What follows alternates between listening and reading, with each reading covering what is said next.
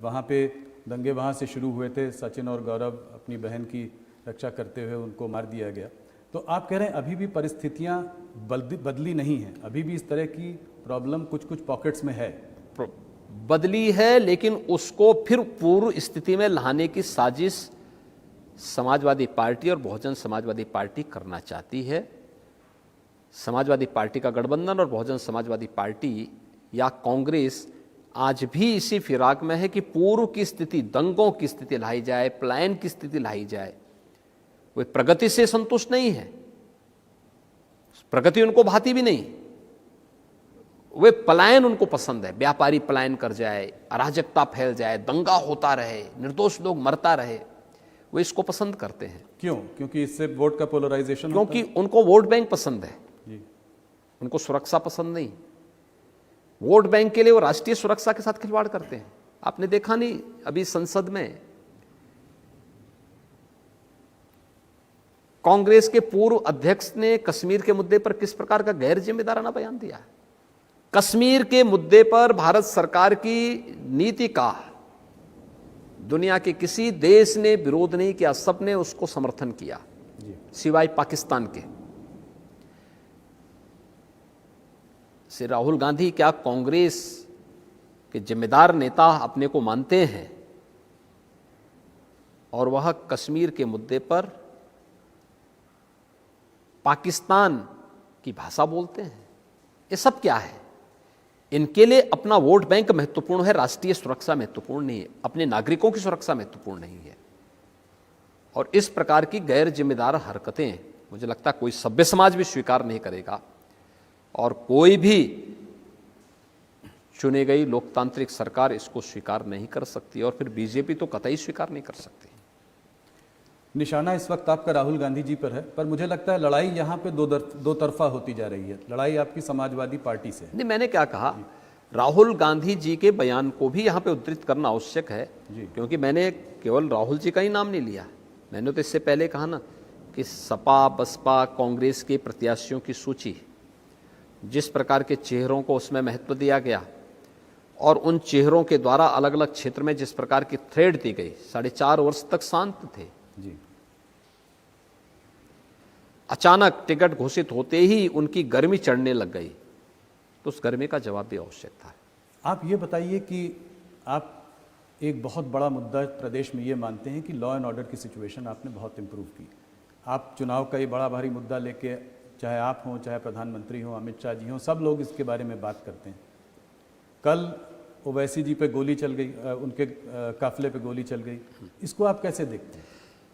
देखिए, हम लोकतंत्र में बैलेट पर विश्वास करते हैं, बुलेट पे नहीं। इस प्रकार की कोई भी घटना अस्वीकार्य है। मंच पे उनके अपने भाषण होंगे, हमारे अपने भाषण होंगे, हमारे वैचारिक मतभेद हो सकते हैं, लेकिन इस प्रकार की किसी को भी सुरक्षा के साथ खिलवाड़ करने की छूट नहीं दी जा सकती। एक दूसरा, मैं सभी दलों के नेताओं से भी इस बारे में अपील करूंगा कि मंच से भाषण देते समय इस बात को ध्यान में रखें कि हर वर्ग की भावनाओं का भी सम्मान होना चाहिए।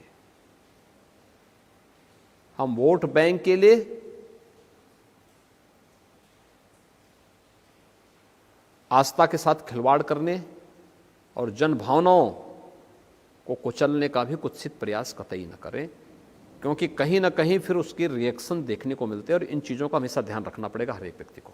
तो आप ये कह रहे हैं कि ओवैसी जी ने पहले बहुत सारे बयान दिए। उन्होंने कहा है मोदी जी हरदम प्रधानमंत्री नहीं रहेंगे, योगी जी हरदम मुख्यमंत्री नहीं रहेंगे, जिस दिन ये हटेंगे उस दिन हम देख लेंगे।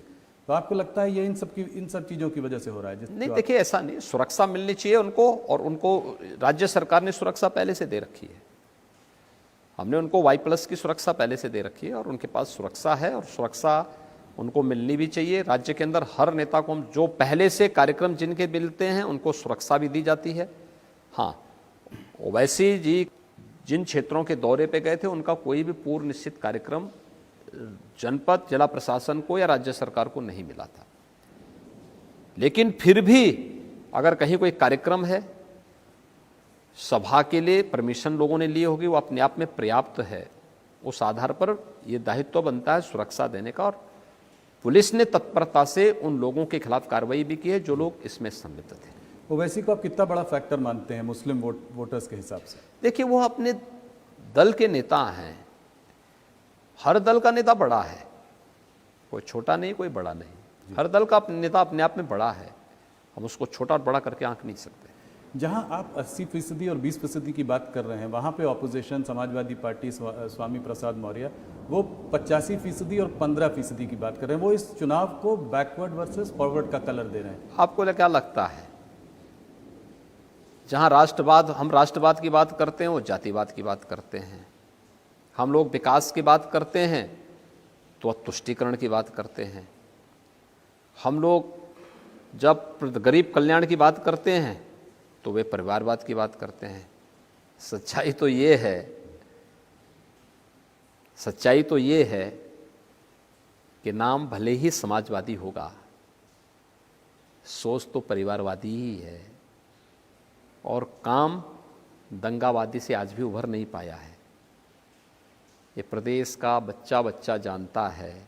जिन लोगों की सोच कभी परिवार से ऊपर उठ कर के नहीं जा पाई है, उन लोगों से आप ओबीसी समुदाय के कल्याण की बात करते हैं या अनुसूचित जाति के कल्याण की बात करते हैं,